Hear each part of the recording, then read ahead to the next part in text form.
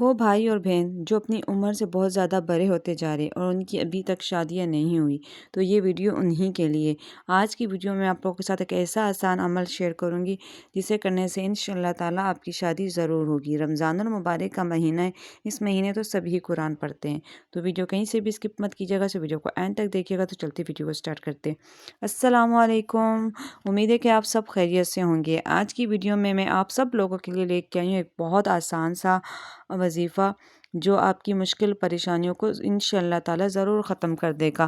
وہ بہنیں، وہ بھائی جو اپنے رشتے کی وجہ سے بہت زیادہ پریشان ہیں، بہت زیادہ اذیت میں اور بہت زیادہ تکلیف میں اور لوگوں سے بہت زیادہ باتیں سنتے ہیں، تو ان کو پریشان ہونے کی ضرورت نہیں ہے۔ ہم تو ویسی بھی ڈیلی بیسس پہ اکثر قرآن پڑھتے رہتے ہیں۔ اب رمضان المبارک کا مہینہ ہے اور ہر انسان، ہر مسلمان قرآن پاک کی تلاوت کرتا ہے۔ کچھ لوگ ایک بار، کچھ لوگ 2 بار قرآن پاک کو ضرور ختم کرتے ہیں رمضان المبارک کے مہینے میں۔ یہ برکت کا مہینہ ہے اور اس مہینے میں انسان اللہ کی عبادت زیادہ سے زیادہ کرتا ہے اور انسان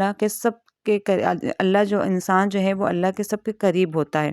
تو آج کی ویڈیو میں آپ کے ساتھ ایک ایسا آسان عمل شیئر کروں گی کہ آپ جب قرآن پڑھ رہے ہوں تو آپ نے صرف ایک نیت کرنی ہے، اور روزانہ جب قرآن کی تلاوت کرنی ہے تو اپنے لیے دعا ضرور کرنی ہے۔ تو وہ طریقہ بھی میں آپ کو بتاتی ہوں کہ کس طریقے سے آپ نے پڑھنا ہے اور کس طرح دعا کرنی ہے، ٹھیک ہے؟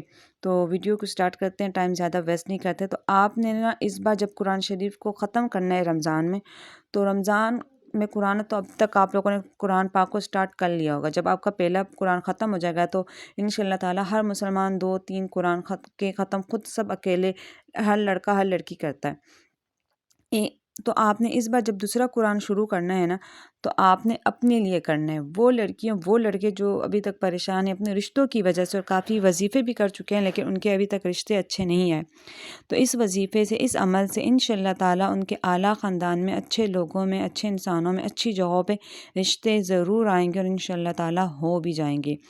تو آپ نے کیا کرنا ہے کہ 2 رکعت وضو کرنا ہے۔ وضو کرنے کے بعد صرف 2 رکعت نفل نیت کرنی ہے کہ یا اللہ میں یہ قرآن ختم کروں گی اس لیے کہ یا اللہ میرے لیے نیک اچھے انسان سے شادی کرنے کے اسباب بنا دے۔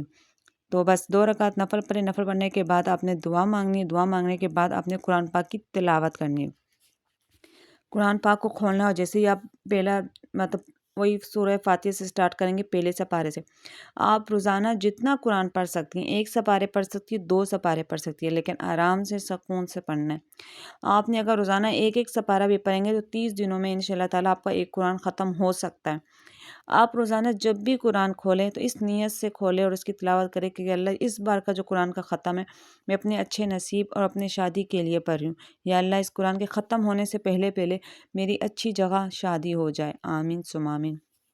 تو اس طرح کی آپ نے دعا کرنی ہے، نیت پڑھ کے پھر آپ نے قرآن کھولنا ہے اور قرآن کی تلاوت کرنی۔